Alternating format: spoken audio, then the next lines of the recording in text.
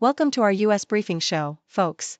Today, we're diving into a heartbreaking story from Tennessee where a massive tree fell during a heavy rainstorm, tragically taking the lives of a mother, father, and their child. The flooding was so intense that rescue teams had to perform multiple swiftwater rescues, and parts of the highway had to be closed down. It's a stark reminder of how powerful Mother Nature can be. Next up, we're tracking Tropical Storm Erin, which is making headlines with its unpredictable path towards Florida. Meteorologists are using spaghetti models to predict its route, and residents should stay alert for possible impacts in the coming days. It's a wild weather ride, so keep your umbrellas handy. Finally, a fascinating shift in American attitudes. Fewer people are drinking alcohol these days, and many now see moderate drinking as harmful.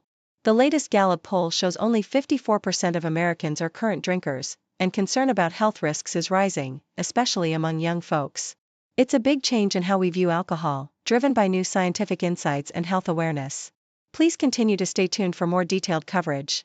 Associated Press reports a tragic incident in Chattanooga, Tennessee, where relentless heavy rain and flooding caused a large tree to topple onto a car in the East Ridge suburb just after midnight.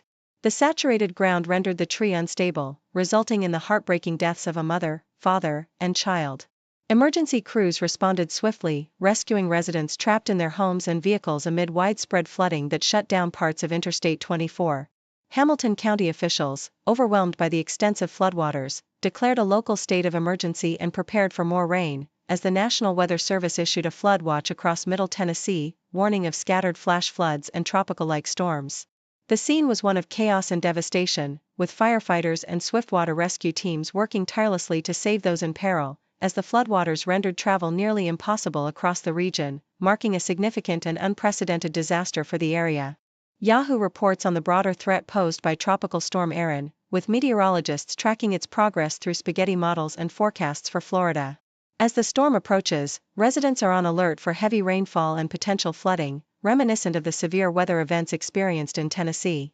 The storm's unpredictable path and intensity underscore the growing challenges of climate-related weather phenomena, prompting officials to prepare for possible impacts along the Gulf Coast. The situation remains dynamic, with experts urging communities to stay vigilant and ready for the possibility of further disruptions caused by Erin's unpredictable trajectory. The storm's looming presence adds to the ongoing narrative of extreme weather events that are increasingly affecting regions across the United States, highlighting the urgent need for preparedness and resilience in the face of nature's fury. Yahoo US reports that under President Trump's renewed focus on immigration enforcement, a Massachusetts city known for its sanctuary policies has been added to his target list. The city, recognized for its welcoming stance towards undocumented immigrants, now faces increased scrutiny as federal authorities intensify efforts to crack down on sanctuary jurisdictions. This development highlights the ongoing tension between local communities committed to protecting immigrant residents and federal initiatives aimed at stricter immigration enforcement. The story underscores the broader national debate over sanctuary policies, with some viewing them as compassionate and protective, while others see them as undermining immigration law and national security. The Nikkei Asia reports that U.S. Treasury Secretary Scott Bessent envisions a groundbreaking revenue-sharing model that could revolutionize international trade and economic policy. This model involves the U.S. government taking a 15% cut from sales of certain advanced semiconductor chips in China, a move Bessent claims is not rooted in national security concerns, as no advanced chips would be sold directly. He suggests that this innovative approach could serve as a blueprint for other sectors, marking a potential shift in how the U.S. manages economic relations with China and possibly other countries, emphasizing a strategic, revenue-based partnership rather than traditional tariffs or sanctions. In a compelling interview with Nikkei Asia, Leo Melamed, the former chairman of CME Group, offers a passionate defense of globalization and free markets while criticizing the divisive policies of Donald Trump. Melamed, a Holocaust survivor who fled Nazi-occupied Poland, emphasizes that the post-World War II international order, born from the Bretton Woods Conference, has been instrumental in maintaining peace and fostering global prosperity. While acknowledging globalization's role in creating economic inequalities, he advocates for its benefits, such as significant reductions in global hunger and improvements in living standards. Melamed warns against the rise of protectionism, which he fears could lead to a resurgence of conflict reminiscent of the World Wars, and he sharply criticizes Trump's tactics of spreading lies and undermining democratic institutions, warning that such actions threaten the very foundations of American democracy. CNN highlights the political and economic implications of President Trump's influence on the Federal Reserve through the nomination of Stephen Miron, a staunch supporter of Trump's protectionist and tariff-driven policies.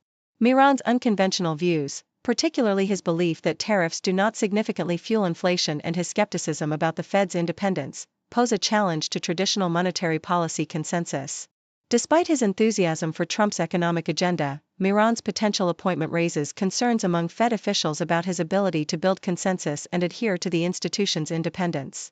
His stance on tariffs and inflation, coupled with his past criticisms of the Fed's autonomy, suggest that if confirmed, he could sway monetary policy in favor of Trump's trade strategies, potentially reshaping the U.S. economy and monetary policy landscape amid ongoing economic uncertainties.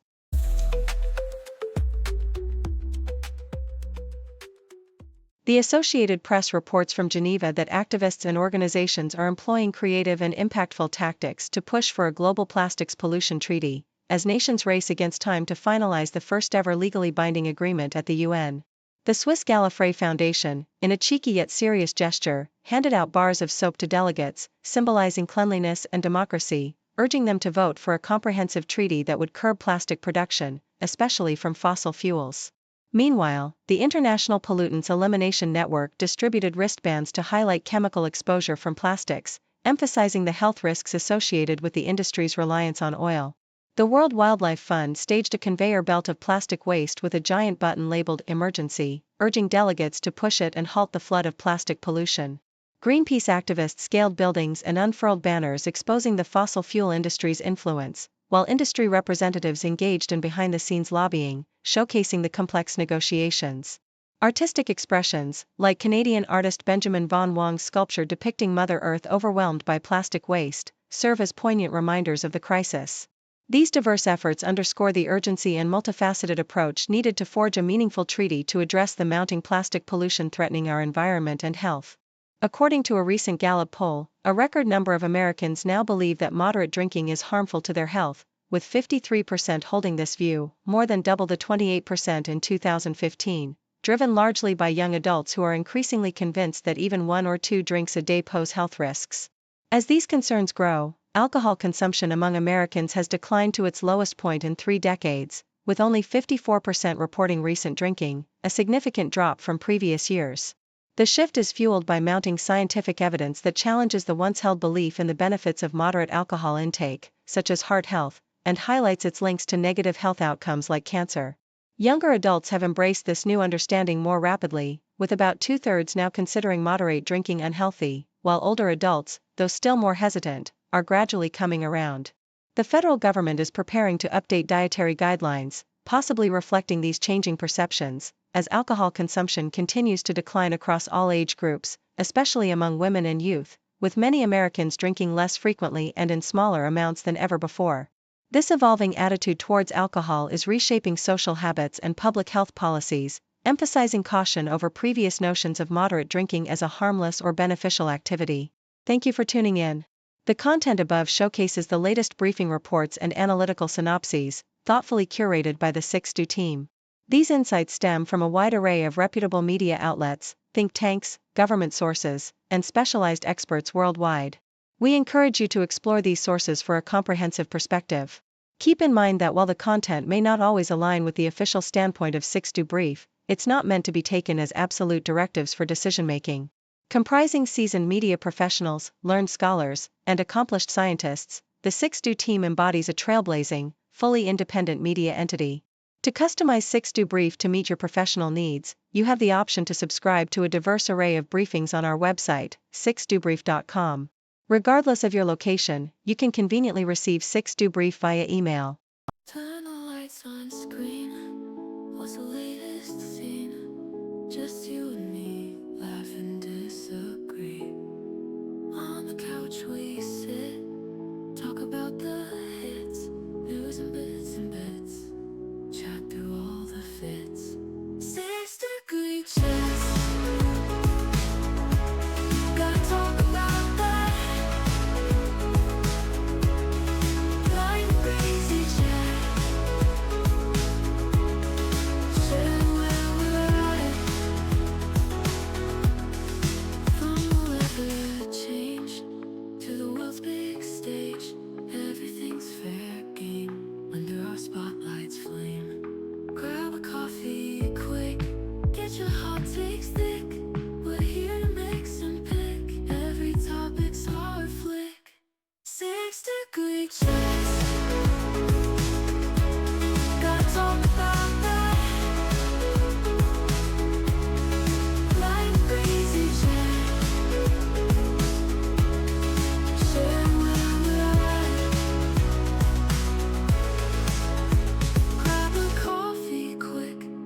set your heart